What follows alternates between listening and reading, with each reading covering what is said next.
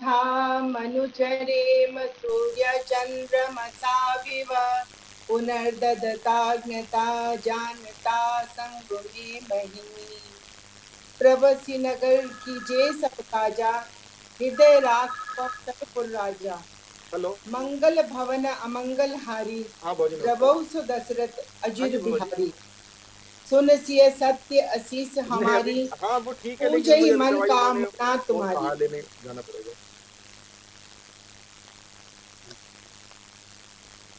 रामायण की कहानी। मुझे गर्व है कि मैं एक हिंदू हूँ और सत्य सनातन धर्म को मानती हूँ। और ये रामायण की कहानी जो आज हम देखते हैं सुनते हैं वो हमारे लिए एक परिवार की ही कहानी है।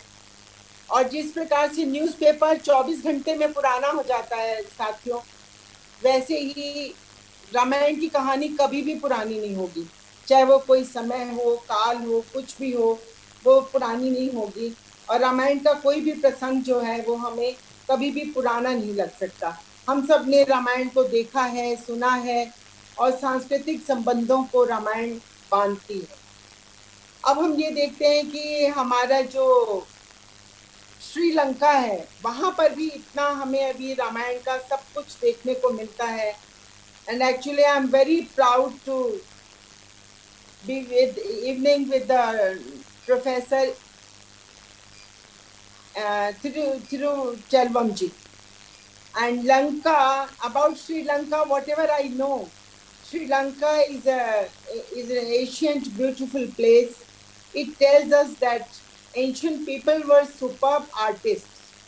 Rock-cut palaces were more majestic than today's buildings of bricks and cement.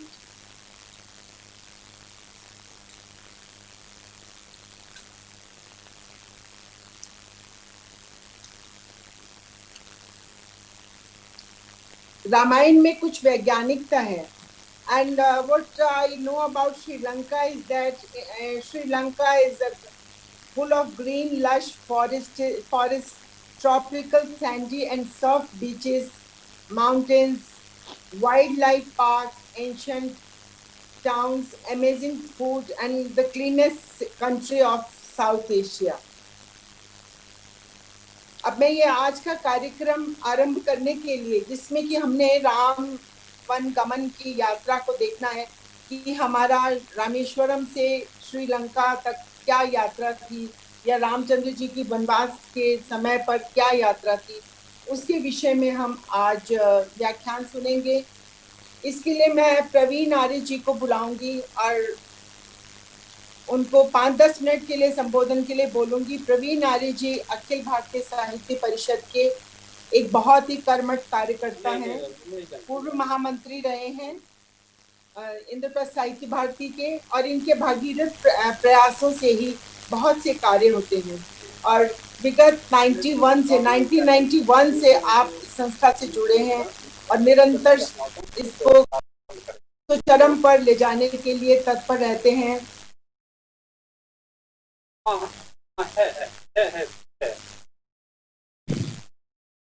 अब प्रवीण आर्य जी को मैं आमंत्रित करती हूँ वो आए, और क्योंकि वो 2013-14 की संवर्धन यात्रा में श्रीलंका गए थे और सर हमारे डॉक्टर तिरुवल्लम जी के साथ, तिरुचेल्वम जी के साथ उन्होंने बहुत सा वहां पर घूमे, देखा और साहित्य के लिए और संस्कृति के लिए कार्य किया।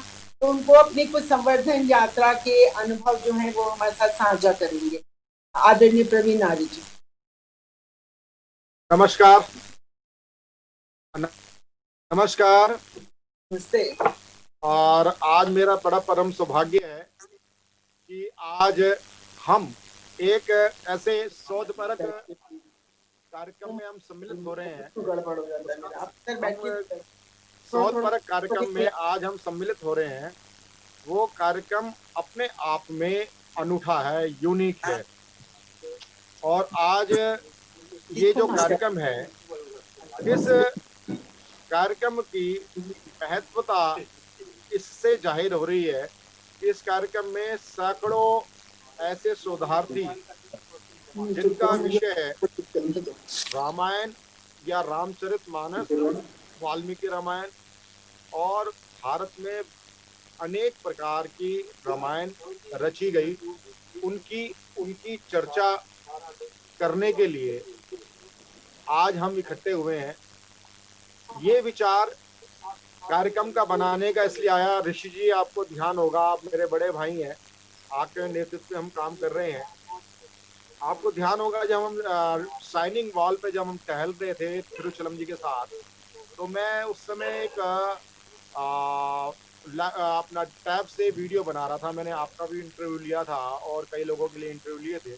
तब ये विचार आया था कि एक पूर्वार्ध जो है वो हमारे डॉक्टर रामावतार शर्मा जी राम वन गमन यात्रा, राम वन गमन यात्रा उन्होंने अयोध्या से लेकर के रामेश्वरम तक जहां जहां प्रभु श्री राम वन के लिए निकले, वनवास के लिए निकले, वहां जहां जहां ठहरे, उनकी उन्होंने चित्र प्रदर्शनी पूरे भारतवर्ष में चलाई। आपको ध्यान होगा ऋषि जी, जब जयपुर प्रतिनिधि सभा की बैठक थी संघ की, उसमें उन्होंने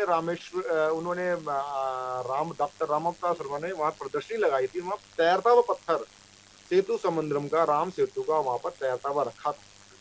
और इतना अच्छा वो कार्यक्रम उसमें रहा था। तब ये विचार आया, श्रीलंका में ही विचार बना चुके थे कि पूर्वार्ध तो हमारा जो है अयोध्या से रामेश्वरम तक का है। उसके बाद जब हमने कोलंबो से हमने ये यात्रा प्रारंभ की, तो मुझे 1% भी विश्वास नहीं होगा कि मैंने एक औपचारिक उसको साहित्यिक संवर्धन यात्रा समझा।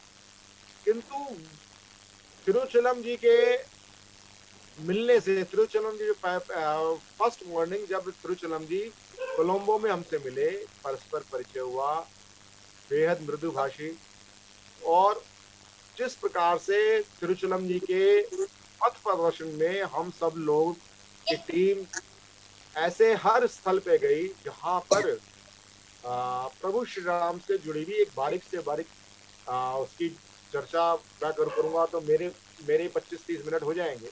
लेकिन जो विशेष रूप से इस पूरे सबकी चर्चा तो तिरुचलम जी करेंगे।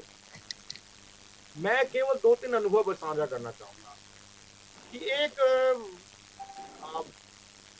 धारणा बनती है कि राम केवल भारत के हैं, श्रीलंका के भारत में के श्रीलंका के राम नहीं। श्रीलंका में भी राम सीता लक्ष्मण को उतना ही पूज्य माना जाता है जितना कि भारत में, उससे कहीं ज्यादा माना जाता है। और वहां पर पूरे श्रीलंका के अंदर कतरगामा, शायद तिरुचलम जी मैं गलत तो नहीं बोल रहा हूँ, कतरगामा में ही केवल एक रावण की प्रतिमा है। और उस प्रतिमा की परिस्थिति कैसी है कि जैसे यहाँ पर हमारे यहाँ चौराहों पे लगी हुई देशभक्तों की मूर्तियां, जैसे अम्बेडकर जी की मूर्ति को विपरीत अवस्था में जाल के अंदर फिट करके रखते थे, वैसे ही श्रीलंका में मात्र एक रावण की कतरगामा में केवल एक मूर्ति है, स्टैचू है। उसको भी उन्होंने जंगले में और क्या बोलते हैं, एक जंगले में फिट करके ताला बंद करके रखी है, बाहर से उसको लोग देखते हैं। ये स्थिति है। यानी कि जो खलनायक यदि रामायण का वो केवल भारत का या श्रीलंका का नहीं था, वो जो खलनायक था रावण विद्वान होने के बावजूद भी वहां उसके बारे में वही धारणा। नंबर 2, भारत के अतिरिक्त चाहे वो अशोक वाटिका हो, चाहे वो जहाँ सीता जी धरती के गर्भ में समाई थी, अग्नि परीक्षा दी थी, विष्णु टेम्पल वगैरह सब कुछ मिलाकर के अगर देखा जाए तो भारत का श्रीलंका के साथ जो सांस्कृतिक आध्यात्मिक जो संबंध है वो प्रत्यक्ष में अगर दिखाई देता है तो श्री राम सेतु, जो हम दोनों के बीच का पुल है, वो श्री राम सेतु। अगर आप श्रीलंका, आप मुझे ध्यान है उस समय जब राम सेतु को तोड़ने की बात चल रही थी, जब यूपीए गवर्नमेंट थी, तो केवल श्रीलंका ने कहा था कि भारत इसको राम सेतु राम को मानता है नहीं मानता है, लेकिन भारत सरकार मानती नहीं मानती है, हम राम को अपना आराध्य मानते हैं, हम श्रीलंका की तरफ से क्या है, हम राम सेतु तोड़ने का प्रबल विरोध करेंगे। आप ये देखिए, ये उस टाइम की वर्तमान सरकार की ये स्टेटमेंट थी। हाँ, बहुत अच्छे अनुभव रहे हमारे जो संघ के प्रचारक कृष्णा जी थे, उनसे, उनके साथ वहाँ डगलस देवानंद जो वहाँ के पर्यटन मंत्री हैं, उनसे भी मिलना मिलाना हुआ था, सब अपने थुरुचलम जी के माध्यम से। मैं तो ये कहूंगा कि आज का ये जो कार्यक्रम होने वाला है, थुरुचलम जी के माध्यम से जो एक प्रेजेंटेशन होने वाली है, ये अपने आप एक अद्भुत रहने वाला है। एक डॉक्यूमेंटेशन का काम करेगा, एक दस्तावेज का काम करेगा। और ये कार्यक्रम हम फेसबुक लाइव पे आप देख भी पा रहे हैं, फेसबुक लाइव पे प्रोग्राम चल रहा है। और फेसबुक लाइव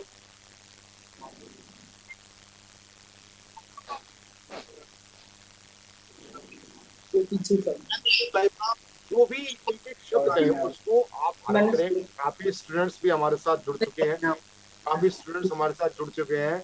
और स्टूडेंट्स जितने भी विद्यार्थी हमारे साथ जुड़े हैं, वो विद्यार्थी देवेश को फोन कर दो, हमारे देवेश को फोन कर दो, इस कार्यक्रम से जुड़ेंगे ज्वाइन करो, तो ये हम जम और देवेश देंगे को ज्वाइन करो, प्रमाण मैं भी पत्र बोलूंगी मेरे देने वाले 4 हैं। मिनट। और इससे आपको ये लाभ रहेगा कि चलो जो लिंक भेजा आप इस समय इसका आप आगे अपने आने वाले कोर्स में, सिलेबस में आपको इसका लाभ मिलता है। तो ध्यानपूर्वक व्याख्यान सुने। मैं आप सभी को शुभकामनाएं देता हूं। मैं सभी अपनी टीम को शुभकामनाएं देता हूं, सुनीता बुग्गा जी को, विकास भानुशाली जी को, वीरेश मिश्रा जी को, भरत सिंह ठाकुर जी को, और अपने पेपर पे अक्षय ठाकुर जी को, बलवंत भाई जानी जी हमारे साथ जुड़ने वाले हैं, हमारे पूर्व अध्यक्ष। तो मैं सुनीता जी आपका बड़ा आभार व्यक्त करता हूँ कि आपने नहीं, आप प्रदान किया। सुनीता जी, सुनीता जी, तो सामने वो है, आप बोलने का आपने धन्यवाद सभी का। चुप करो, अच्छा ठीक है। अब मैं धन्यवाद प्रवीण जी, बहुत सुंदर उद्बोधन दिया और ऐसा लग रहा था जैसे हम श्रीलंका में घूम रहे हैं। बहुत अच्छे अनुभव उन्होंने हमारे साथ शेयर किए। अब मैं प्रोफेसर बलवंत जानी जी, जो कि पूर्व राष्ट्रीय अध्यक्ष अखिल भारतीय साहित्य परिषद हैं, नहीं, उनको अभी बलवंत भाई जानी जुड़े नहीं है। आप ऋषि तो ऋषि जी को बुला देती, ठीक है। ऋषि जी का पूरा परिचय, पूरा संपूर्ण परिचय। ऋषि जी से मैं निवेदन करूंगी कि वो आए और अपने पहले परिचय पूरा। यह अखिल भारतीय साहित्य परिषद के महामंत्री हैं और बहुत सालों से, बहुत वर्षों से अखिल भारतीय साहित्य परिषद से जुड़े हैं।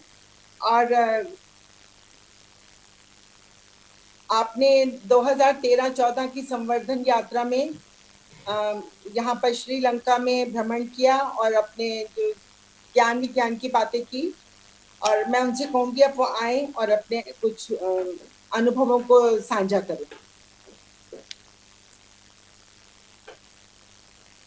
सबसे पहले मैं श्री NKS तुरुचेल्वम जी का धन्यवाद ज्ञापित करता हूं।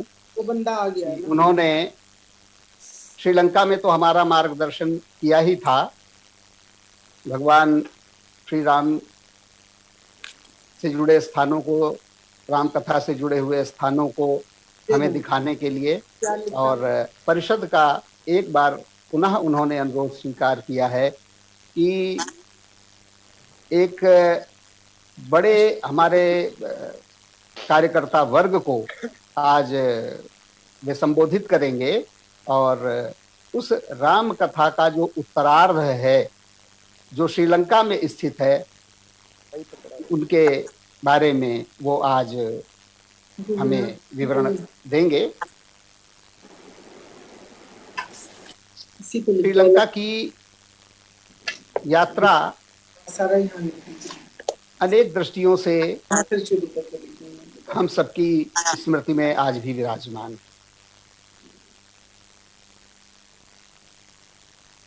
रामायण और महाभारत दो ऐसे महाकाव्य हैं जिनमें भारतीय परंपरा, भारतीय संस्कृति और पूरी भारतीयता की इयत्ता उसमें समाहित है। एक और रामायण चले जाते हैं। जहाँ व्यक्तिगत मर्यादा की विभूति है, वहीं पर महाभारत में सामाजिक संस्कृति, पूरा भारत का सामाजिक जीवन परिलक्षित होता है। राम कथा को अगर दो भागों में बांटें तो आधी राम कथा भारत में पूरी होती है और उसका उत्तरार्ध श्रीलंका में। श्रीलंका का प्रवेश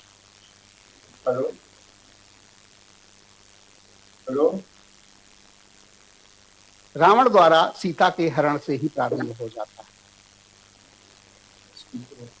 सीता का हरण यह देखने में तो ऐसा लगता है कि एक राजकुमार की पत्नी का हरण करके रावण द्वारा लंका ले जाया गया, लेकिन भारतीय समाज ने इसे स्वतंत्रता का अपहरण माना। सीता पूरे भारत की मां के रूप में देखी गई। तो जैसे कि पूरे भारतवर्ष का सम्मान उनके साथ अपहृत हो गया हो, ऐसा भारतीय समाज को अनुभव हुआ आज से हजारों वर्ष पूर्व। और उस स्वतंत्रता को प्राप्त करने के लिए ऐसा समाज जिसको नर भी नहीं वानर के रूप में प्रदर्शित किया जाता है, ऐसा समाज एकजुट हुआ और भगवान श्री राम के साथ उसने कंधे से कंधा मिलाकर वापस उस अपनी स्वतंत्रता को प्राप्त किया।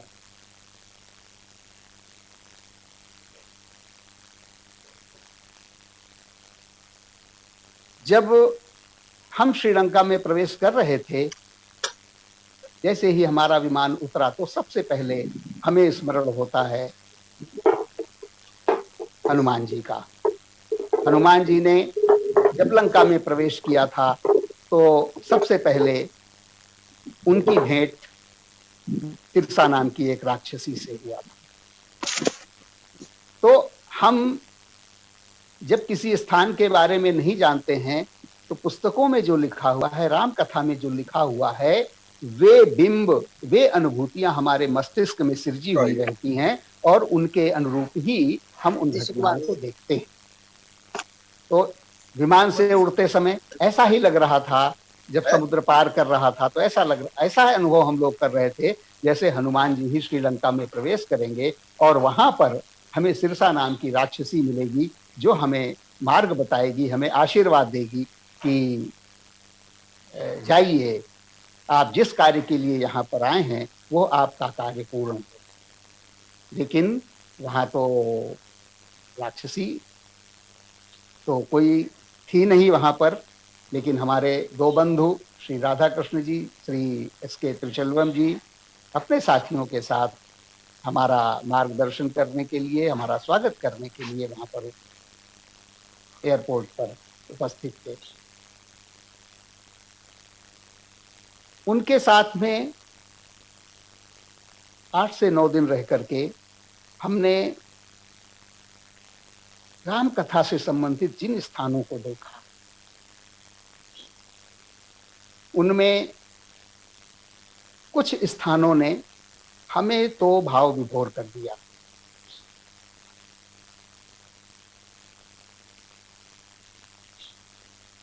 सीता जी जहां ठहराई गई थी, अशोक वाटिका का स्थान बड़ा रमणीय स्थान।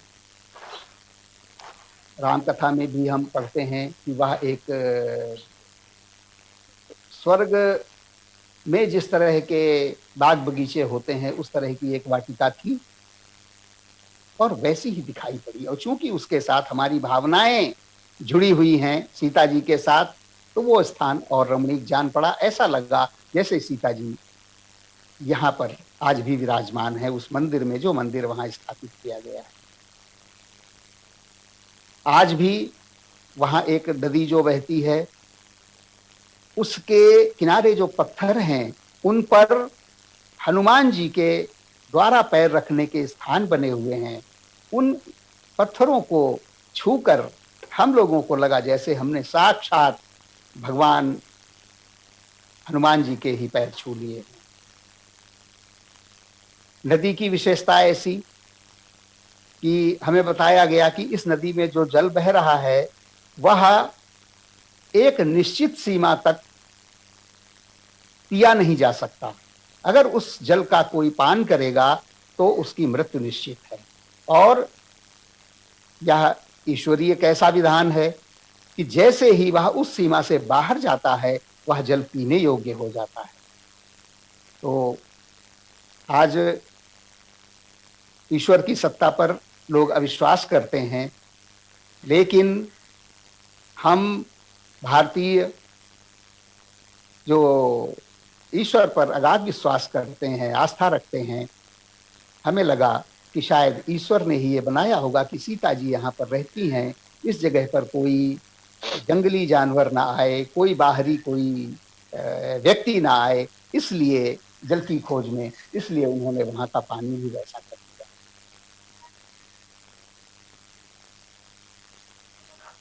रावण के महल को देखकर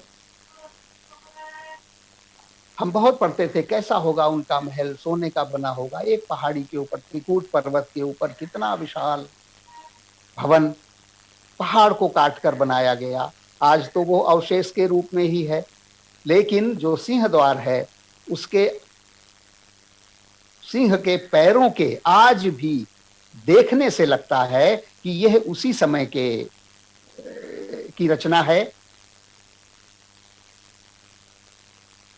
इसी तरह से जहां पर सीता माता की परीक्षा ली गई थी वह स्थान भी जागृत स्थान है।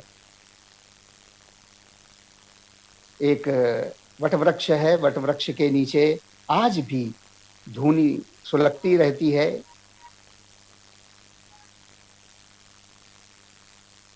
उस स्थान को देखकर कि किस तरह से पवित्र होने के बावजूद भी, अच्छे कार्य करने के बावजूद भी पग पग पर हमें अपनी शुद्धता की, अपनी सत्यता की परीक्षा देनी पड़ती है, ये आज के समाज में भी हमें दिखाई देता है।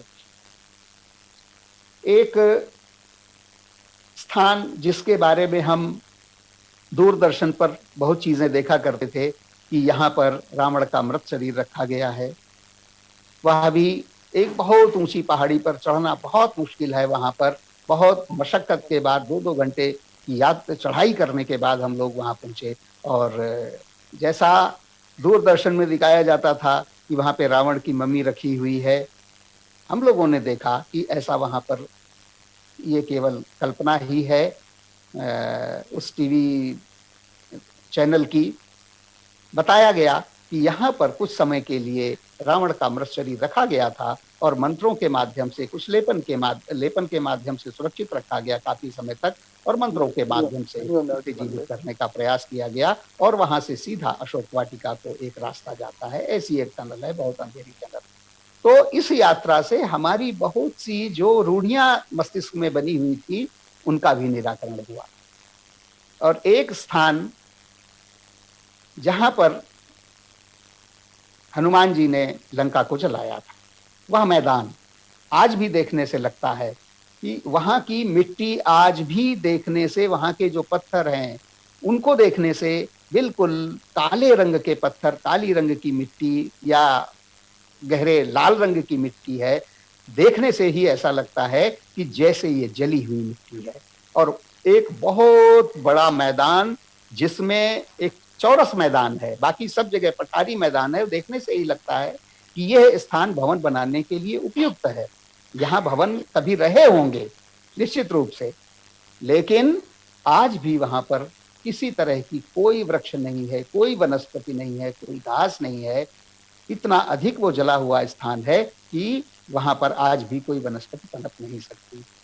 इसी तरह से जहां पर वो पत्थर जहाँ से हनुमान जी ने कूदकर अपनी पूंछ की आग बुझाई थी, वह स्थान भी हमें देखने को मिला। शिव जी का भी वह मंदिर, जहाँ पर भगवान राम जब सीता जी को पुष्पक विमान उनको ले जाया जा रहा था, वहां से वहां उन्होंने दर्शन किए थे शिव जी के। ये ऐसे स्थान आज तिरुचेल्वम जी हैं, वो यात्रा आज रिप्ले होने वाली है, पुनर्जीवित होने वाली है हमारे मस्तिष्क में। और एक विषय जो उस समय आया था कि हर भारतीय अनुप्राणित है भगवान राम की कथा से, भगवान राम के चरित्र। वे जो स्थान हैं जो श्रीलंका में हैं राम कथा से संबंधित, सरकार उनकी ओर, जो वहां की सरकार है, क्योंकि वहां पर थोड़ा सा धार्मिक दृष्टि से भी वहां पे बौद्ध धर्म है, तो राज्य धर्म है वहां का, और वो स्वाभाविक रूप से अपने राष्ट्रीय धर्म को ही प्रमोट करने का प्रयास करते हैं। इस कारण वहां पर जो रामायण से जुड़े हुए स्थान हैं वो बड़े उपेक्षित तरीके से पड़े हुए। तो एक बात वहां पर निकल करके आई थी कि हम भारतीय जो भगवान राम पर आस्था रखते हैं, हमें वहां अधिकतम मात्रा में, अधिकतम संख्या में वहां की यात्रा करनी चाहिए। कारण उसका यह है कि अगर यहां से अधिक पर्यटक जाएंगे वहां पर, तो पर्यटन चूंकि एक बड़ा व्यवसाय है सरकारों का, उससे बहुत विदेशी मुद्रा प्राप्त होती है। इसलिए वे सरकारें उन स्थानों को ठीक ठाक करने में, उनको दुरुस्त करने में, उनके सौंदर्यीकरण में रुचि लेंगी। इसलिए जो श्रोता देख रहे हैं उन सबसे मेरा अनुरोध है कि तिरुचेल्वम जी हैं हमारे साथ, आज भी वे उत्सुक होंगे कि यहाँ से कोई भी दल अगर यात्रा के लिए जाएगा, वे स्वयं और भी बहुत सारे लोगों को वो मदद प्रदान करेंगे। और हम सबको, कम से कम साहित्य परिषद को तो एक यात्रा अपने जो नए आज रुचि उनकी जागृत होगी, तो ये प्रयास हमको करना चाहिए। हालांकि एक अच्छी बात यह है कि भारत में राम कथा को झुठलाने का प्रयास किया जाता है, लेकिन श्रीलंका की सरकार ने राम के सभी स्थानों को किसी भी कारण से हो उनको मान्यता दी है, और जो जो रामायण से जुड़े हुए उनके यहाँ के स्थान हैं उनके बारे में टिप्पणियां लिखी हुई, उनके बारे में सूचना देते हुए बोर्ड भी उन्होंने स्थापित किए हैं।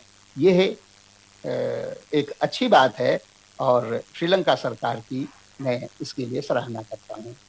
अधिक नहीं बोलना है, क्योंकि तिरुचेल्वम जी आज हैं ही, वे बहुत सारी बातें बहुत विस्तार से बताएंगे, क्योंकि मैं उस यात्रा में शामिल था और प्रवीण जी ने यह अवसर हमें प्रदान किया है, इसलिए कुछ बातें कहने का अवसर प्राप्त हुआ है। इसके लिए मैं साधना टीवी, अखिल भारतीय साहित्य परिषद के जो हमारे बंधु हैं जिन्होंने हमें ये अवसर दिया है, उनके प्रति मैं धन्यवाद ज्ञापित करता हूँ और तिरुचेल्वम जी को पुनः धन्यवाद देता हूँ, नमस्कार करता हूँ।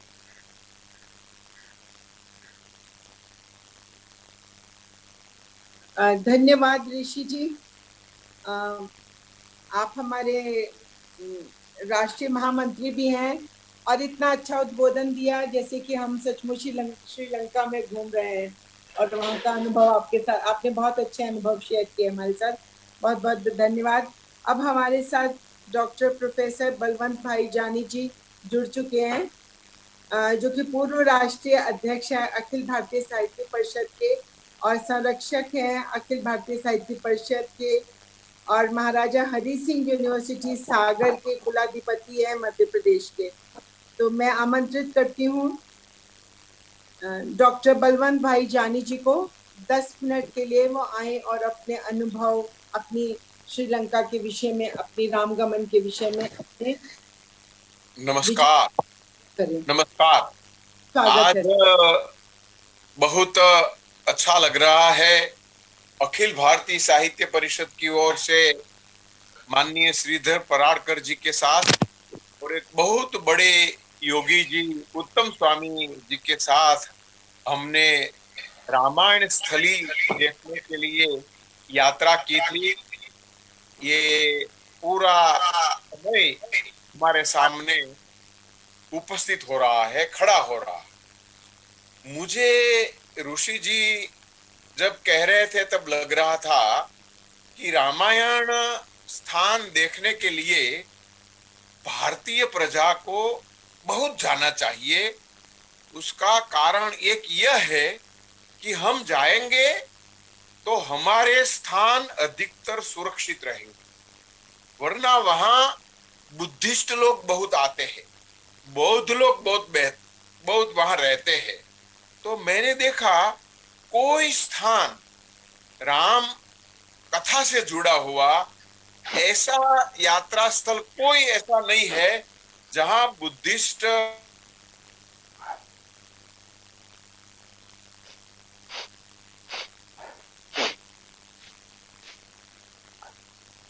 पिताजी की अग्नि परीक्षा का स्थल है। कोई भी स्थान हो, ये विभीषण का राज्याभिषेक का स्थान हो, कोई भी स्थान हो, वहां हम एनक्रोचमेंट शब्द तो ना बोलेंगे, लेकिन वहां सब जगह बुद्धिस्ट प्लेस आने लगे हैं, होने लगे हैं, और हमारे स्थान है वो थोड़े थोड़े पीछे जा रहे हैं। हमारे साथ थिरु चिन्नुल जी आज भी हमारे साथ है, हमने उनको देखा, वो हमारे साथ थे। तो पूरा हमारा यात्रा एक सप्ताह का था, जो उसमें हमको बहुत परफेक्ट सही मायने में हमने सही स्थानक देखे। बहुत अच्छा तो हमने राम सेतु देखा तब लगा। आज भी हमने उस यात्रा का वृत्त भी पब्लिश किया था, उसमें हमने ये राम सेतु की फोटो प्रकाशित की है। देखो, लगता है ये हमने ली हुई फोटो है। हम सब ने जो यात्रा की थी, ये सबका ये यात्रा वृत्त देशांतर नामक हमने पब्लिश किया था। उनको बहुत प्रतिष्ठा मिली थी, क्योंकि ये ऑथेंटिक था, ऑथेंटिसिटी थी, और कुछ न, लेकिन वृत्त, यात्रा वृत्त उसमें सही मायने में था। तो राम सेतु हम देख पाए, उसमें जा पाए, वो पूरा फोटोग्राफ ले पाया, तब हमको लगा कि राम सेतु स्थली आज इतनी स्पष्ट लगती है, तो उस समय कैसी स्पष्ट होगी, ये एक कल्पना का विषय नहीं है। आज तो नासा ने भी कह दिया है सैटेलाइट की तरीके से कि सही अर्थ में राम सेतु है। लेकिन मैं बताना चाहता हूं, हम जहां जहां घूमे थे उनमें 2, 3, 4 शैव स्थानक थे। ये शैव स्थानक मुन्नार थे और दूसरा वहां तिरुकेदेशम था। ये 2 ऐसे बड़े स्थान है। रावण जहां पूजा करता था, ये बहुत यात्रा का बहुत सराहनीय स्थान है और जीवंत है, आज बहुत जीवंत है, बहुत प्रतिष्ठित है। वहां एक भी बुद्धिस्ट स्थान हमने नहीं देखे। लंका में हमारी यात्रा के दौरान हमको पता चला कि बुद्धिस्ट श्रद्धा का स्थान हर जगह स्थापित हो गए हैं, राम से जुड़े हुए स्थानक पर। लेकिन शिव के कोई स्थानक पर बुद्ध का हम कोई स्मृति चिन्ह तो क्या, कोई यात्रा वृत्त, यात्रा स्थान नहीं देख सकते। ये बहुत बड़ी बात है। हमारी कहीं ऐसी जगह है जो आज बुद्धिस्ट लोगों ने लेकर, हमारा एक बहुत बड़ा वहां आश्रम थे, वहां भी हम रात रुके थे, वहां भी बहुत थोड़ा हमारे पास रहा है। इसलिए मेरा कहना है कि रामायण स्थली को जीवंत रखने के लिए, चिरस्थायी रखने के लिए ये सनातन शाश्वत है, लेकिन उनको स्पष्ट तरीके से रखने के लिए भारतीय लोगों को ज्यादा से ज्यादा जुट में वहां जाना हो।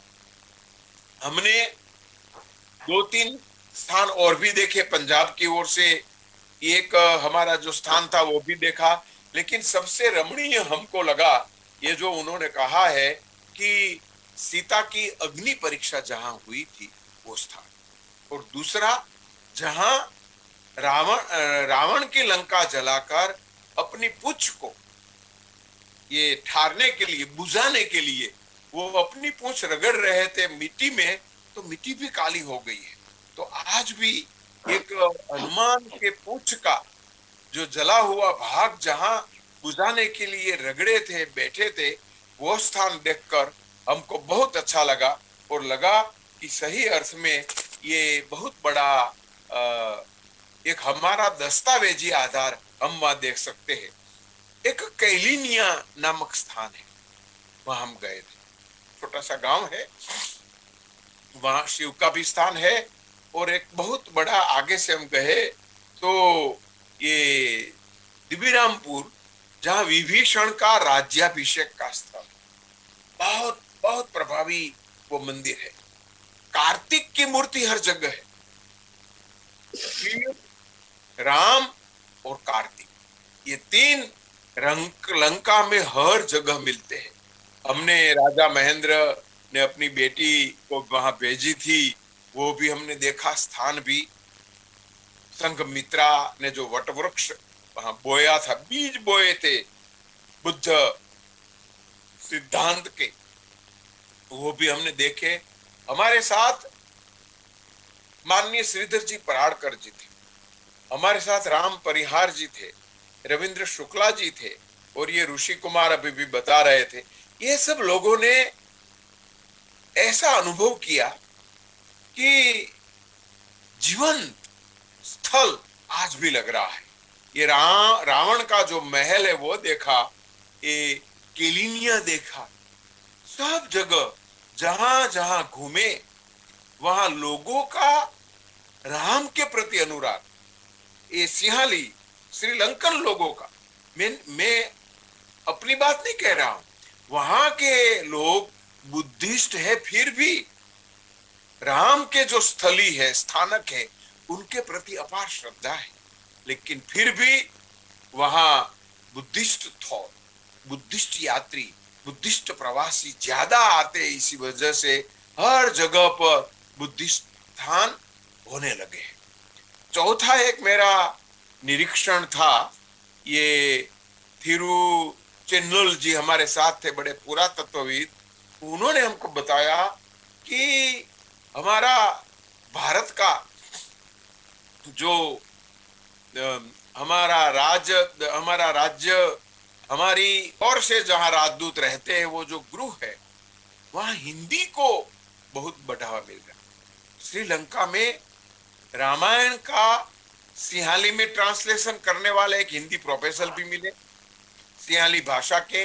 उन्होंने कहा कि जिस तरह हम राम नवान पारायण करते हैं, उसी तरह यहाँ भी सिंहाली में राम कथा की जाती है, और बौद्ध जातक में भी राम कथानक है। तो ये बुद्धिस्ट जातक में दशरथ जातक जो मिलता है, वो हमने थोड़ा देखा, महाअश्वारोह जातक देखा, तो पता लगा कि हमारे नैरेटिव्स, जातक कथा के नैरेटिव्स के बीच बहुत साम्य है। दशावतार की बात तो एक अलग बात है, लेकिन ये नैरेटिव के रूप में जातक कथा में हम जब पाते हैं, तब पता लगता है कि बुद्धिस्ट कथानक भी राम कथानक से जुड़े हुए मिलते हैं। ये थिरुचिन्नुल जी ने कई स्थान भी हमको बताया, म्यूजियम भी बताया, तो हमको ये यात्रा पुरानी नहीं हो लग रही है, हमको यात्रा अभी भी ये ताजा तरोजा लग रही है। हमको बहुत आनंद हुआ कि ये प्रवीण आर्य जी ने ये हमारी अखिल भारतीय साहित्य परिषद की ओर से साधना टीवी के साथ आज हमारे सब पुराने मित्र गए थे वो आज बोल रहे हैं तो अच्छा लग रहा है। वहां हमने शिव का एक बड़ा स्थान देखा था, बहुत लिंग थे वहां। ये पूरा किताब उनका यात्रा का वृत्त है। मुझे समय की जो सीमा दी गई है उसमें मैं ये सीता की अशोक वाटिका, रावण गुफा, हनुमान ने जहां अपनी पुच्छ बुझाने के लिए धरती पर धूल पर रगड़ी थी वो अग्नि से काली हो गई माटी, राम सेतु, और ये शिव स्थान, ऐसे कई स्थानों में से थोड़े 2-3 स्थानों के बारे में बात करने का जो मौका मिला, ये कोरोना के पीड़ाग्रस्त दिनों में प्रसन्नता देने वाली बात है। लंका यात्रा से प्रसन्नता मिली थी, इतनी ऐसी ही प्रसन्नता आज आप सब लोगों के साथ हमारा जो अनुभव साझा कर रहे हैं तब ऐसा लग रहा है। फिर से आप सब लोगों के प्रति धन्यवाद प्रस्तुत करके मेरी वाणी को विराम देता हूं। नमस्कार। भारत माता की जय। Thank you so much, thank you so much doctor जानी जी। और बहुत अच्छे उन्होंने अपने अनुभव साझा किए और बहुत प्रैक्टिकल बातें बताई हमें। सचमुच ही श्रीलंका एक निराला देश है। 1962 में हम इसको सिलोन कहते थे और इसमें यहाँ पर अध्यात्म और इतिहास दोनों ही है। Now, not wasting much of time, on behalf of Akhil Bharatiya Sahitya Parishad, I am proud to welcome our guest from Sri Lanka, Sri H.K.S. Tiruchelvam ji. Sri Chelvam ji has a vivid personality. He is a writer, social worker, historian, and researcher. He has been a part of Tamil cinema also, a life member of Colombo Tamil Sangam, president of Hindu Religious Research Council, general secretary of Vishwa Hindu Parishad Sri Lanka, and heading many more organizations of social, cultural, and historical studies. He has authored 14 books. He has written 14 books and many research papers published in different newspapers and magazines, periodicals. He also had a number of awards to his credit of valuable workers. Welcome, Dr. NKHS Chelvam sir ji, आपका स्वागत है sir. आइए और अपना उद्बोधन दीजिए Ram one गमन के विषय में। आदरणीय professor doctor HKS तिरुचेल्वम ji. Namaskar, everybody. NKS. I am first. I want to. NKS. Yeah. First, I want to correct something. Yeah. First, Namaskar, everybody. Namaste. First, I want to correct something. I am not a professor. I am not a doctor. I am a historical researcher. Okay. So, right. I like to meet everybody in Zoom TV, and after 7 years, I think I am meeting my members of Akhil Bharatiya Sahitya Parishad, and there are so many. I think in Sri Lanka and India, there's a connection within last 7,000 years. India is a Bhagavan Ram's country, and Sri Lanka is a Ravana's country. So there are so many connections, and there are so many places. That means the Ramana trails in Sri Lanka. So it is more than 50 places identified here. Some are actually the trails of Ramayana, and first our Balvan Jani ji and Rishi ji, I think they have given some introduction. So straight away I am going for my speech and lecture. So First, I can introduce the place called the Ram Setu Bridge. So you know, this is the place they are in between the Sri Lanka and India. There was a bridge. It was made by stone. Now recently, I think 2 years, before 2 years, I visited to that place, Ram Setu Bridge. There are some ruins. Ruins mean there are no any buildings, only the sand dunes. Totally 16 sand dunes from Dhanushkodi to Talaimannar, Sri Lanka. So you can see there's a satellite image. You can see the sand dunes. So we can visit up to fourth dune. After that, we can visit fifth or sixth or seventh. Altogether 16 sand dunes. The 9 sand dunes belongs to Sri Lanka and 7 belongs to India. So you can, I think you have seen the research about this Indiana University of America. So they have given some research papers about Ram Setu. So there are about altogether 4 universities included in this research. So they have given some facts and figures. So according to their facts, under the sand dune, there are some sandstone pillars or sandstone ruins. So that will be the bridge of the remains of Ram Setu, I think. So we can't see any remains. We have to go under the sea, under the water, and research those things. That is one. Other one is the stone. The bridge was made by some particular stone. That stone is calling floating stone. So it will be float. That means up the top of the water. So there are some stones.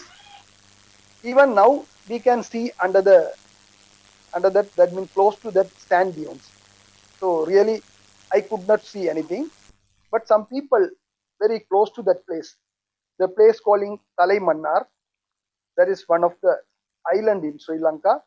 It is situated north part of Sri Lanka. So some people, some villagers who is doing the fishery, so they have found some stones, small stones.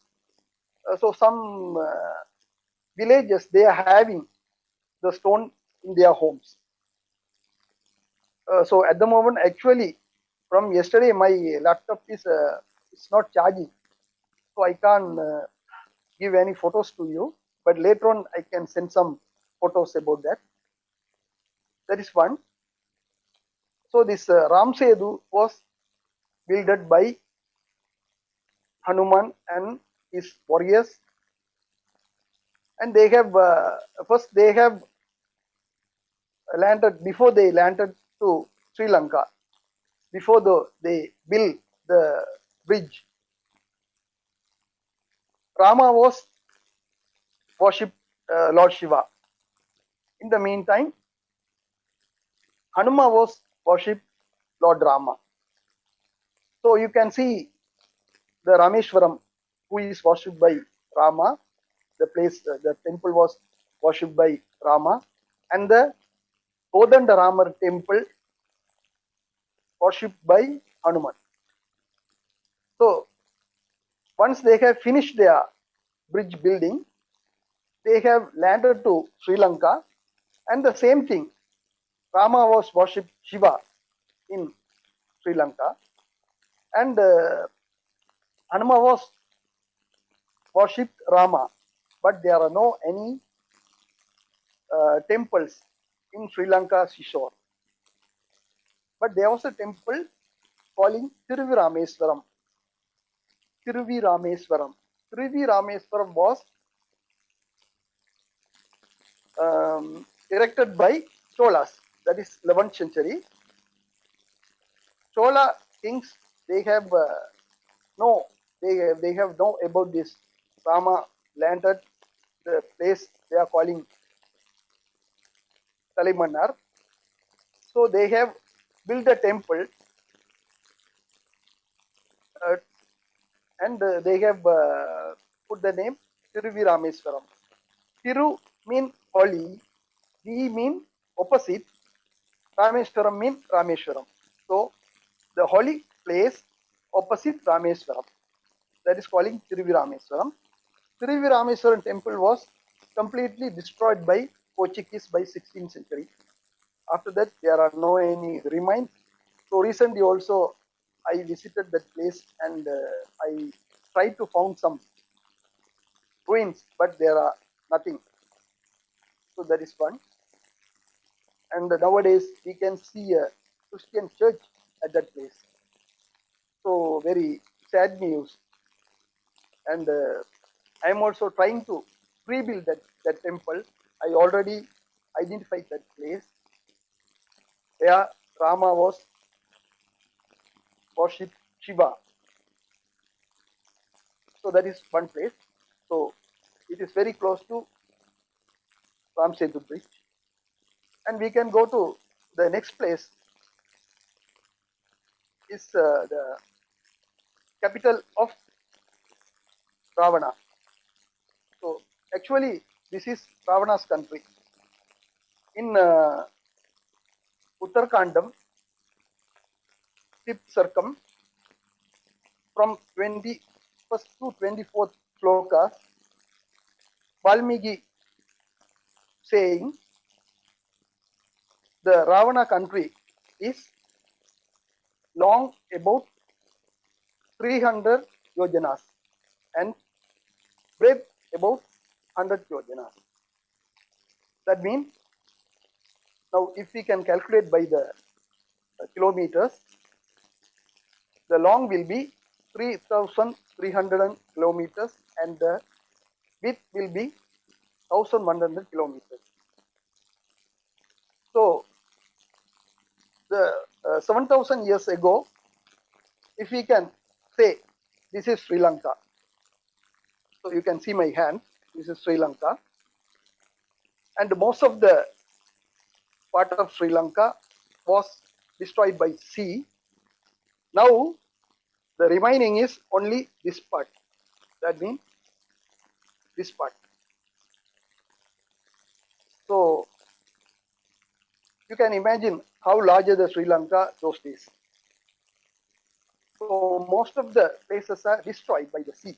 So only few places we can find out here.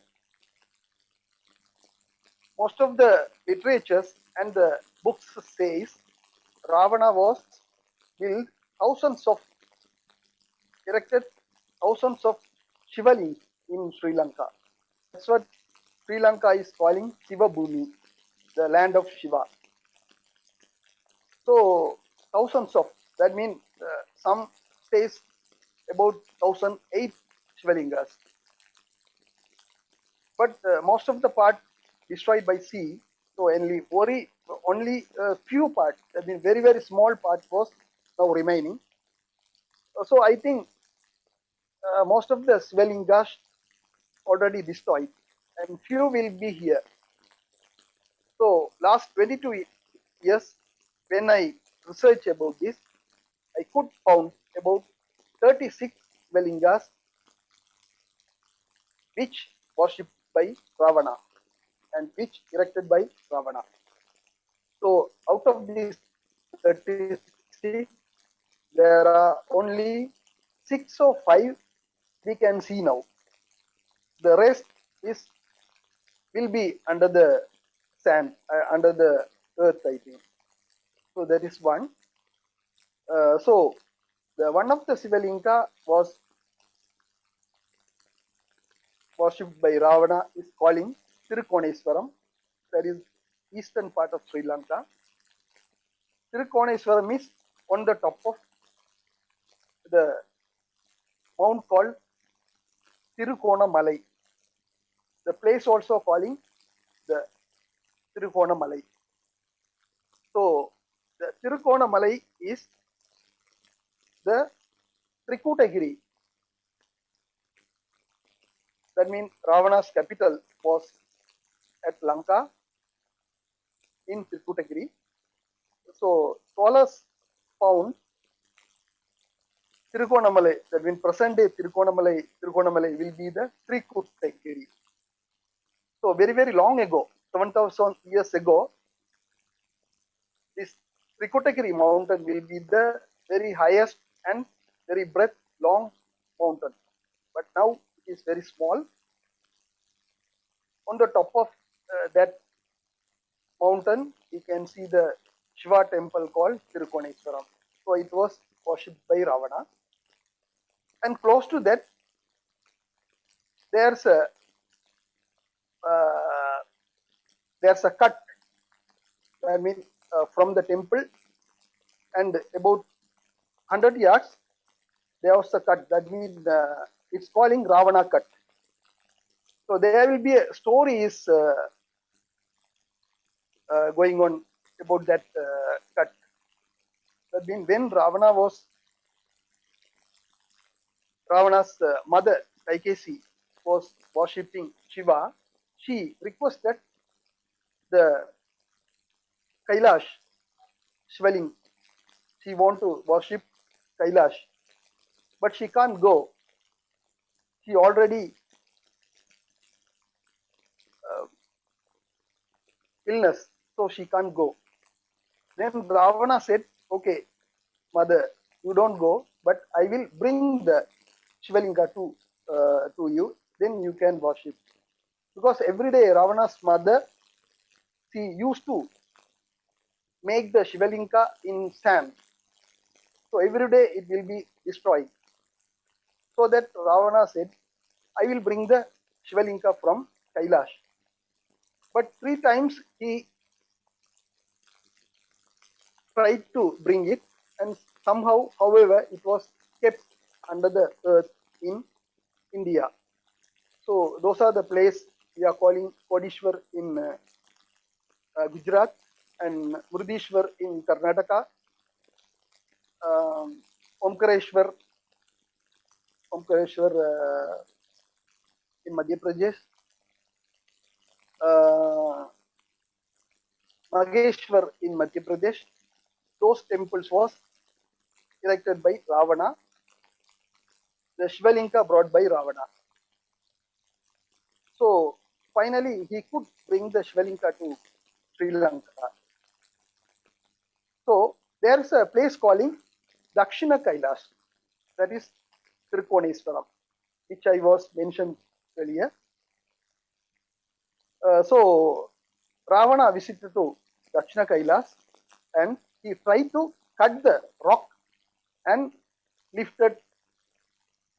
tried to lift and brought to his mother.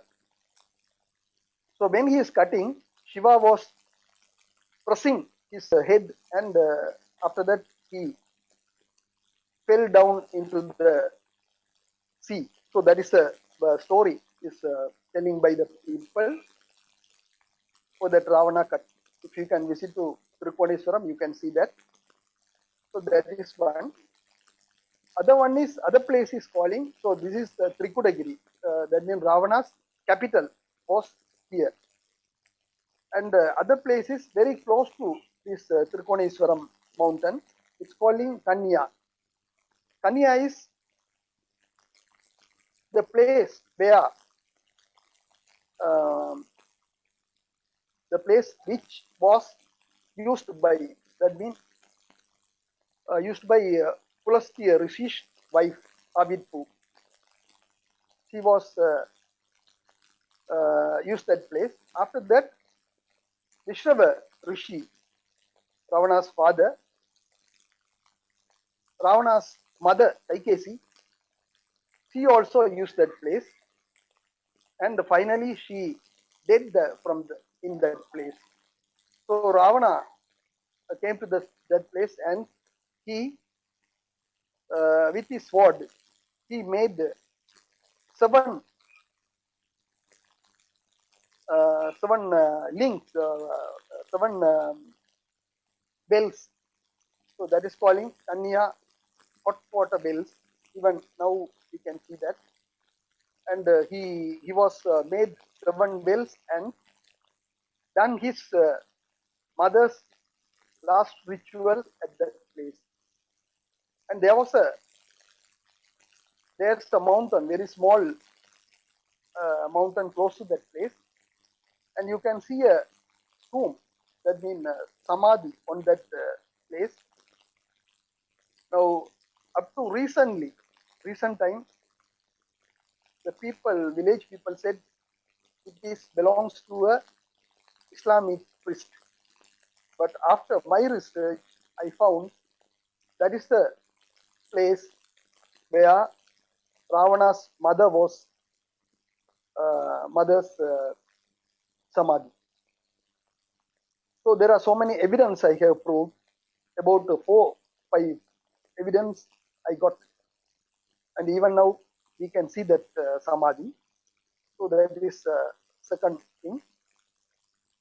The third one is Ravana's sub-capital, that is calling Sivagiri mountain. Sivagiri mountain is nowadays it's calling Sigiriya. So 7,000 years back before, Ravana's sub-capital was in that place. Even those days it was calling Sivagiri because the Shiva temple was on the top of that rock. So even now it's calling Sigiriya Rock Palace. Very nice place, very good place. So some of the researchers, they have researched around that place, and there are so many ruins we can find. That means there are two parts. One is on the top of the rock. Other one is below that rock. So below the rocks, there is a water garden. Even now we can see. Under the water garden, about 30 feet below, there is a very, very old buildings remaining. So some of the researchers found that it should be the sub-capital of Ravana. So that place is calling Sigiriya. And we can go to next place. It is the center part of Sri Lanka, Nuwara district, central province. The place is calling Sita Eliya. Sita Eliya is the ancient Asok Vatika. Because if we visited that place, it is a very nice place. In Valmiki Ramayana, Uttarakhand, Sarkam 14, there are some identification given by Valmiki about this Asok Vatika. So the Asok Vatika was surrounded by small peaks, and there are houses, stone houses, and so many trees, and very good, nice place. And there are some waterfalls also close to that place. So this was written by Valmiki Ramayana. If we can go there and see the place, The same thing you can see here. So there's a temple calling Sita Temple.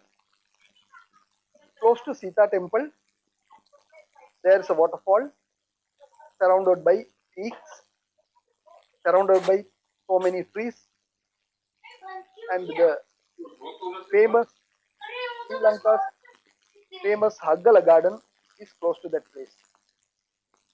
And nowadays there are some close to that waterfall.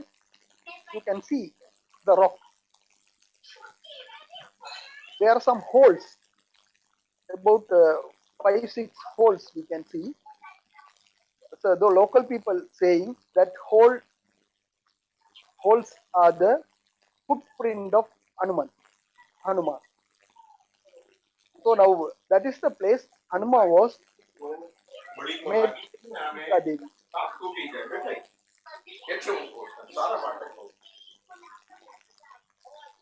There's some noise.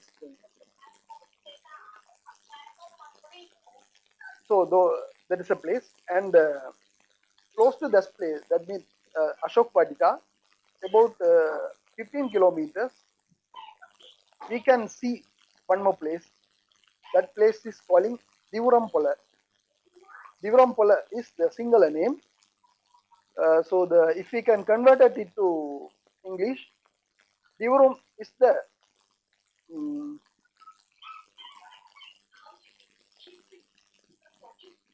Divurampala means the place where the Agni Pariksha was done. So we can visit that place. That place, there's a small temple erected to Sita nowadays. Then there are so many frescoes we can see.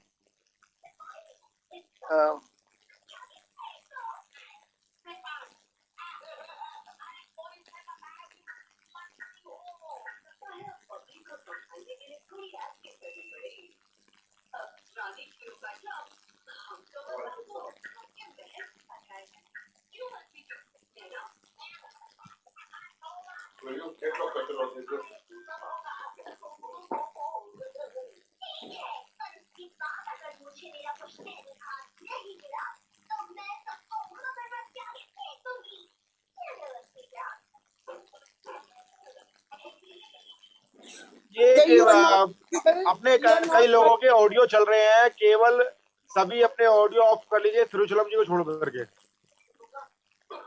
आप are अपने not को mute audible. कर लीजिए। चलिए, आवाज थोड़ा कुछ रखिए। हाँ जी, थिरुचलम जी, थिरुचलम जी,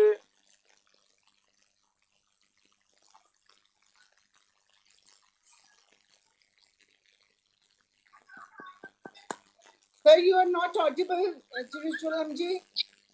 Mr. Tiruchulam ji, you are not audible. थिरुचलम जी, लग रहा है टेक्निकली कोई प्रॉब्लम उनके साथ हो गई है। Hello,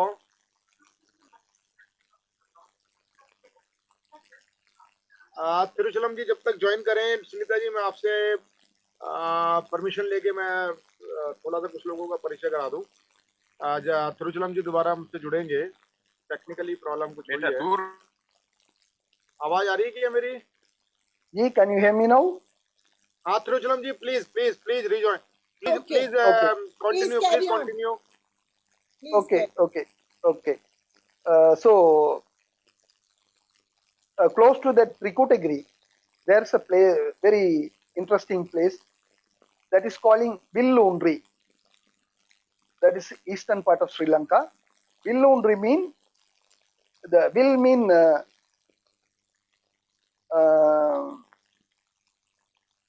arrow. Arrow was put in the earth. So Rama was put his arrow in the earth. That means it is calling Villundri. So I visited that place and researched about that. So actually that place is inside the sea. So that is calling the natural harbor of Sri Lanka, Trincomalee Harbor. So Trincomalee Harbor, there is a place calling Padala Malai.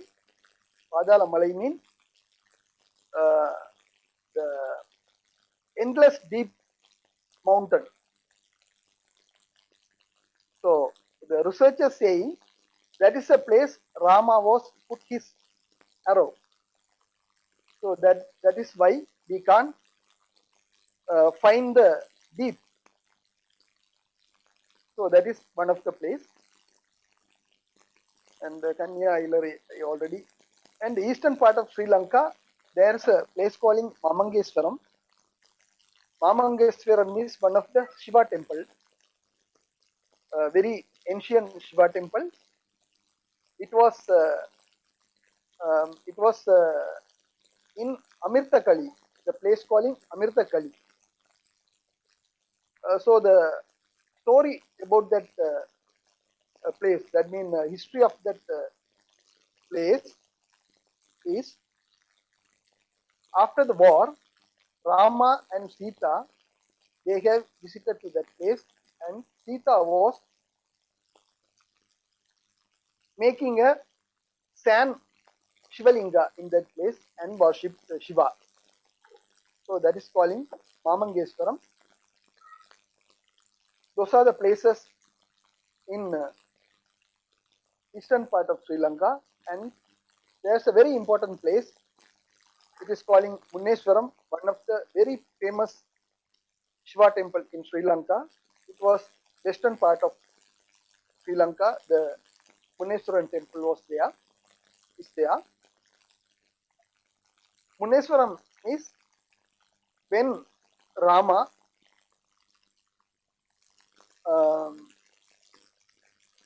after the war, when Rama and Sita going back to Ayodhya, Rama was landed that place, and he was done a very important activity there. That activity is the Brahmagati Dosham. Brahmagati Dosham means, you know, Ravana was a very good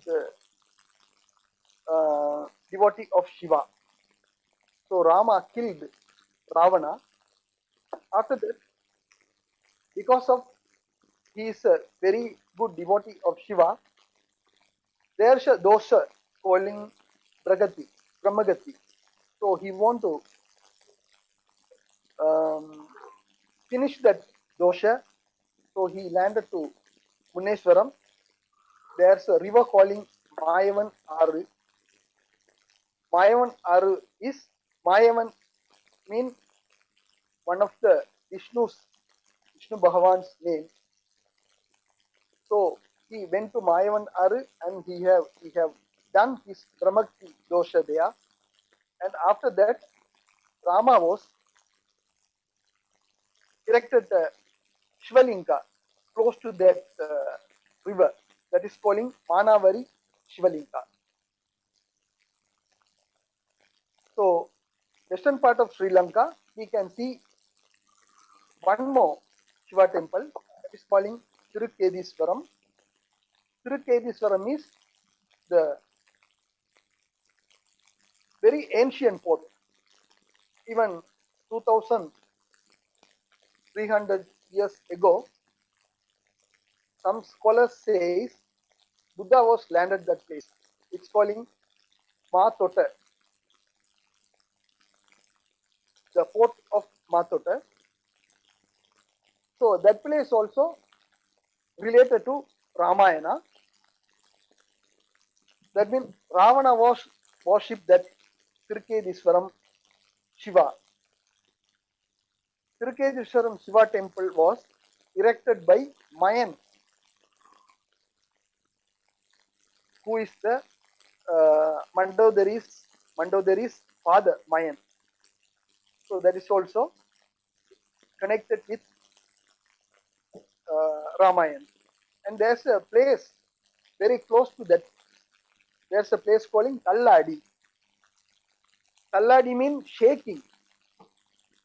in Tamil, Talladi, shaking.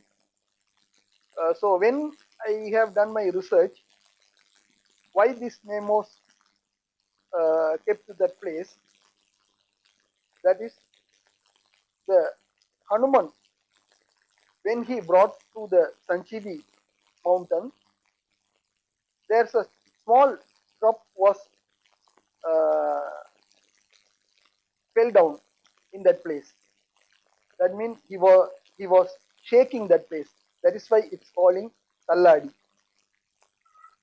And there's another place also that is in between Sri Lanka and India, and very challengeable and problem place. It's calling Kachadivu. So that is also one of the place where the Sanjeevi drop was fell down. So altogether there are 5 places in Sri Lanka when Hanuma was bringing the Sanjeevi mountain. There are some pieces dropped in that places. That is, one is Kachadivu, other one is Kachadivu is the in between Sri Lanka and India, very small island. Other one is Talladi. The third one is calling Ritigala. Ritigala is the mountain ruled by Yakshas. Yaksha means Ravana's ancestors. That place. Other place is calling Rumasala. Rumasala is situated at the southern part of Sri Lanka. So already I think when 2013 Shahitya Parishad members visited, I have taken them to that place. There is a Hanuman statue. Hanuman was lifting the Sanjeevi mountain. That place is calling Rumasala now. So I researched how this name was kept that place, Rumasala. So there are so many facts I collected. Rumasala was from Ramasala. How Ramasala came? Rama Isugala. Rama Isugala means the stone lifted by Rama. But actually that stone was lifted by Hanuma. But I don't know why Rama's name came there.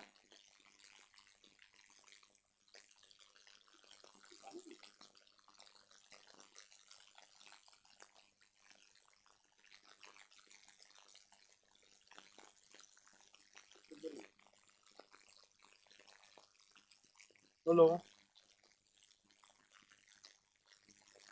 Hello. Trishlam ji. Chalam ji.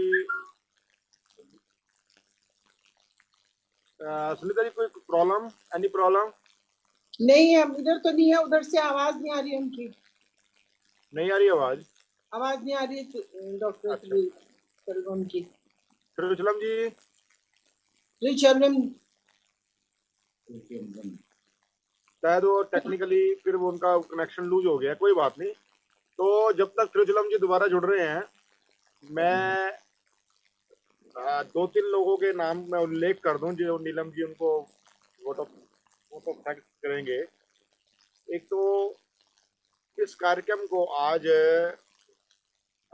Facebook live के द्वारा देखा जा रहा है, और जो भी हम कार्यक्रम बनाते हैं उसकी योजना में अखिल भारतीय साहित्य परिषद केंद्र के जो भी कार्यक्रम बन रहे हैं उसमें डॉक्टर नीलम राठी जी जो मेरे साथ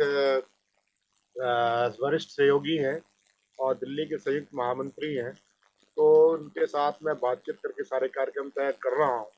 और आज के कार्यक्रम में दिल्ली विश्वविद्यालय के अनेक छात्र आज हमारे कार्यक्रम को फेसबुक लाइव के साथ हमें देख रहे हैं, क्योंकि अगर हम फेसबुक की जगह हम जूम से हम छात्रों को जोड़ते तो उसमें साउंड प्रॉब्लम भी हो सकती थी, डिसिप्लिन भी मेंटेन करना पड़ता है, जो भी होता है वो नहीं हो पाता। और आज अब तक की जितनी भी चर्चा हमारे साथ निकल करके आई है और तिरुचलम जी से इतना बहुत ही ज्ञानवर्धक हमारे पास तथ्य आए हैं, पौराणिक तथ्य आए हैं।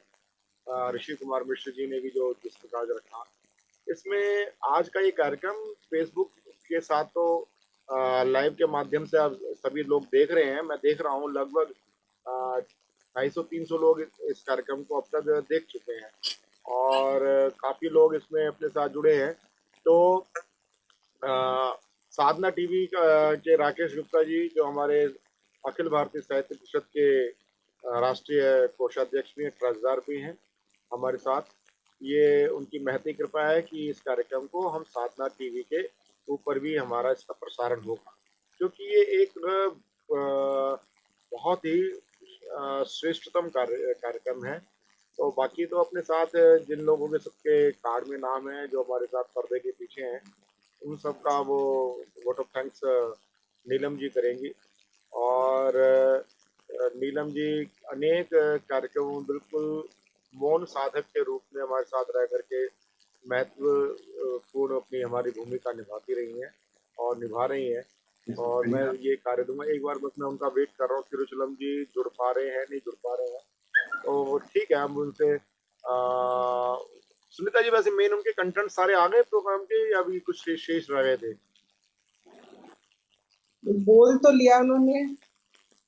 अच्छा चलिए, मेन मुख्य रूप से दो तीन चीजें मुख्य रूप से उन्होंने बोला है।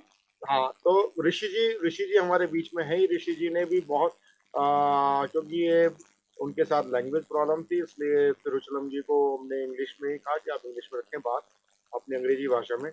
लेकिन जो हमारे राष्ट्रीय महामंत्री ऋषि कुमार मिश्रा जी ने बड़े ही सारगर्भित तरीके से श्रीलंका यात्रा का जो हमारा उद्देश्य था वो 100% वहां जाके राममय हो गया था, और एक एक घटना का उन्होंने बड़े अच्छे ढंग से धार्मिक स्थलों का उल्लेख किया। और ये हमारा आज थोड़ा सा दुर्भाग्य रहा कि बीच में तिरुचलम जी के यहाँ को नेट प्रॉब्लम पहले से बता रहे थे, लेकिन जितना वो जुड़ सके, ये हमें डर था पर नहीं जुड़ पाएंगे, लेकिन आज वो हमारे साथ जितना देर भी रहे बहुत अच्छा रहा। तो नीलम जी को आप आमंत्रित करें, तो नीलम जी का पूरा परिचय दें।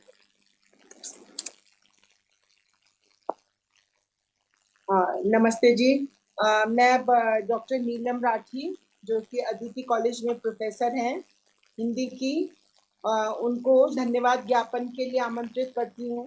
वो एक बहुत ही विदुषी एजुकेटेड लेडी हैं और स्कॉलर हैं, और अपने कई कार्यक्रमों में, बहुत से कार्यक्रमों में विद्यार्थियों का सहयोग देती हैं। आज भी उनके बहुत से विद्यार्थी आए हैं और वो बहुत लगन से अखिल भारतीय साहित्य परिषद के कार्य में हमें सहयोग देती रहती हैं, और उनके दिशा निर्देश में मैं तो काम करती हूँ। तो हमारे संयुक्त महामंत्री हमारे संयुक्त महामंत्री भी हैं वो, तो मैं उनको धन्यवाद ज्ञापन के लिए आमंत्रित करती हूँ। डॉक्टर नीलम राठी। नमस्कार सबको, धन्यवाद सुनीता जी, प्रवीण जी। आज के हमारे इस रामगमन के कार्यक्रम में बेहद उत्साहवर्धक ये रहा कि राम कथा के इतने प्रसंग हम सबने सुने, देखे। मतलब ऋषि जी की आंखों से, कुछ बलवंत भाई जानी जी की आंखों से आज हम सबने उनको देखा, और कुछ चेलवम जी की आंखों से। तो हम सबने देखा, सुना और अनुभव किया, महसूस किया राम कथा को, राम कथा के पात्रों को, राम कथा के स्थलों को, उनसे संबंधित स्थानों को आज हमने जो महसूस किया, उसके लिए प्रवीण जी आप सबसे पहले बहुत बहुत धन्यवाद के पात्र हैं कि आपने ये सब आयोजन किया। आज के हमारे इस कार्यक्रम की अध्यक्षता कर रहे ऋषि कुमार मिश्र जी, आप हमारे अखिल भारतीय साहित्य परिषद के राष्ट्रीय महामंत्री हैं, अखिल भारतीय महामंत्री हैं। आपका हम तहे दिल से धन्यवाद करते हैं।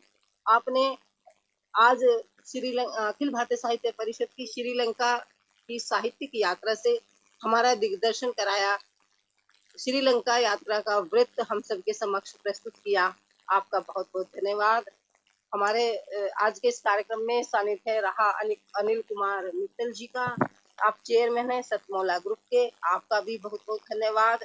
राकेश गुप्ता जी जो कि हमारे अखिल भारतीय साहित्य परिषद के कोषाध्यक्ष भी हैं और साधना टीवी के मालिक भी हैं, आपका भी हम बहुत बहुत धन्यवाद करते हैं कि आप हमेशा हमारे कार्यक्रमों के साथ जुड़ना पसंद करते हैं। मेरे सहयोगी श्रीमती सुनीता गुप्ता जी, मोनिका शर्मा जी, निवेदन में हमारे सहयोगी नरेंद्र मिश्र जी, गुजरात प्रांत से भाई भरत भाई ठाकुर जी, दक्षा ठाकुर जी, श्री विकास अनुशानी जी, आप सबका हम बहुत बहुत धन्यवाद करते हैं। इस संपूर्ण कार्यक्रम के सूत्रधार प्रवीण आर्य जी, आज के इस कार्यक्रम में जो भी हम देख पा रहे हैं, सुन पा रहे हैं, सब आप ही की वजह से संभव हुआ। आपका भी बहुत बहुत धन्यवाद। आज के हमारे इस कार्यक्रम में हमारे एक प्रमुख वक्ता के रूप में अखिल भारतीय साहित्य परिषद के संरक्षक बलवंत भाई जानी जी ने कहा, भारतीयों को राम कथा से जुड़े स्थलों की यात्राएं अवश्य करनी चाहिए, क्योंकि ये स्थान यदि हम वहाँ यात्राएं करते रहेंगे, भ्रमण करते रहेंगे, जाते रहेंगे और उन पर अपने छाप छोड़ते रहेंगे, तो वो हमारे सभी स्थल सुरक्षित रहेंगे और उन पर जो आज बुद्धिस्ट ने अपना अधिकार सा आगे कर लिया है, वह भी हमारा अधिकार ही सुरक्षित रहेगा। और उनकी एक बात मुझे बड़ी अच्छी लगी कि उन्होंने ये भी अंतर महसूस किया कि जो हमारे शैव स्थल हैं, उन पर बुद्धिस्टों का प्रभाव उस रूप में नहीं है जो कि हमारे वैष्णव स्थलों पर है।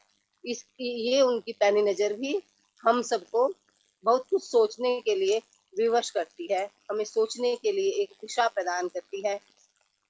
आपको कुछ स्थान जो ऋषि जी के भी वक्तव्य में रहे, हमारे प्रमुख वक्ता जो श्रीलंका के ऐतिहासिककार हैं, उनके वक्तव्य में भी रहे और बलवंत भाई जानी जी के वक्तव्य में भी रहे, जो कि श्रीलंका के प्रमुख स्थान हैं, जैसे अशोक वाटिका है, अग्नि परीक्षा स्थल है, राम सेतु स्थल है, या जो राम विभीषण के का राज्याभिषेक स्थल है, रावण की जो वहां पर राजधानी है।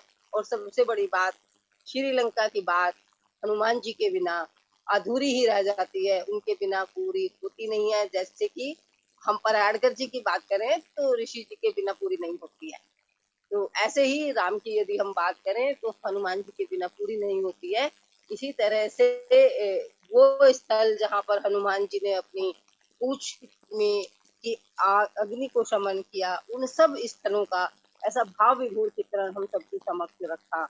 आप सबने उसको हमने देखा, सुना, अनुभव किया। और एक बात जो और सुनने को आई, जो बलवंत भाई जानी जी ने बताई कि सनातन और जातक कथानकों के जो समान नैरेटिव्स की बात है जो हमारे सामने आती है, वो सब भी हमें आज एक तुलनात्मक रूप से हम उनको देख पा रहे हैं, समझ पा रहे हैं। और आज के हमारे जो वक्ता हैं, जो प्रमुख वक्ता रहे, NKS तेरुचेल्वम जी, आपने रावण के देश श्रीलंका और राम के देश भारत के बीच में जो राम सेतु बना, उसी तरह से आपने भी आज इन दोनों देशों के बीच में राम सेतु का कार्य किया। और आपने जो बताया कि राम सेतु के जो पत्थर है जिस तरह से पानी पर तैरते हैं, वो बलवा पत्थरों के कारण, जो सैंड स्टोन्स के कारण इस के द्वारा इस राम सेतु का निर्माण हुआ, उन पत्थरों के भी आपने बड़ी बारीकी से उनकी एक ऐतिहासिक जो स्थिति है वो हम सबके सामने रखी। हनुमान जी के द्वारा उन आराधना स्थलों की चर्चा की, श्री रामेश्वरम जो एक पवित्र स्थान है, पवित्र मंदिर है, उसकी चर्चा की, रावण की राजधानी की आपने बात की, शिव मंदिर त्रिकोणेश्वर जी की बात की। और इन सब स्थलों को बताते हुए हमने बताया कि राम के देश भारत और रावण के देश श्रीलंका में राम कथा संबंधी स्थलों की विस्तृत शोध परक जो स्थिति है, जो रामायण पर शोध करने वाले शोधार्थियों के लिए तो बेहद महत्वपूर्ण है ही, मेरे और आप सबके जैसे घुमक्कड़ व्यक्ति के यात्रियों के लिए भी यह जो बहुत ही प्रेरणादायक है। आपने इन पौराणिक तथ्यों की, तिरुवेचलम जी ने पौराणिक तथ्यों की ऐतिहासिक व्याख्या की, और जिसको हम सब साहित्यकार एक साहित्यिक यात्रा के रूप में तब्दील कर पाए। मैंने देशांतर को पढ़ा था जब मैं श्रीलंका गई थी उससे पहले, और अपने जो मैंने शोध लेख वहां पर श्रीलंका में विवेकानंद सांस्कृतिक केंद्र में प्रस्तुत किया, उसमें देशांतर के लेखों से उदाहरण भी रेफरेंस के रूप में प्रस्तुत किए थे, और मुझे लगा था कि मैंने देशांतर पढ़कर आधी सी श्रीलंका की यात्रा तो पूरी कर ही लिया। और आज के इस कार्यक्रम ने आप सबका इसलिए भी बहुत बहुत धन्यवाद कि जो यात्रा आधी रह गई थी वो यात्रा आप सबकी इस वक्तव्य ने, आप सबके व्याख्यानों ने उसको पूरा कर दिया। हम सब अखिल भारतीय साहित्य परिषद के तरफ से आज इस कार्यक्रम में आप सबका बहुत बहुत धन्यवाद करते हैं। आप सबका धन्यवाद। नमस्कार। सभी का नमस्कार, सभी को बहुत आभार। आज आप सफलतापूर्वक से जुड़े। मुझे 2 शब्द बोलने हैं प्रवीण जी। आप बोलिए। क्योंकि बीच में उनकी कनेक्टिविटी चली गई थी अपना हिस्टोरियन थिरुचेल्वम जी के, तो मैंने उनको यही कहना था कि it was a very informative and inspiring description of the places connected with Ramayana, and we'll be very happy with him in Sri Lanka to visit all those places once again. ठीक है। और एक मुझे, चूंकि बहुत हनुमान जी राम जी का बहुत वर्णन हुआ, जैसा कि अभी डॉक्टर नीलम राठी जी ने भी बताया कि उन्होंने श्रीलंका और भारत के बीच में एक सेतु, राम सेतु का काम किया, तो उसके लिए मैं नमन करती हूँ एक चौपाई के दोहे के साथ। कवन सुकाज कठिन जग माही, जो नहीं होत तात तुम पाई, पवन तने बल पवन समाना, बुद्धि विवेक विधान निधाना। इसके साथ ओम शांति। हो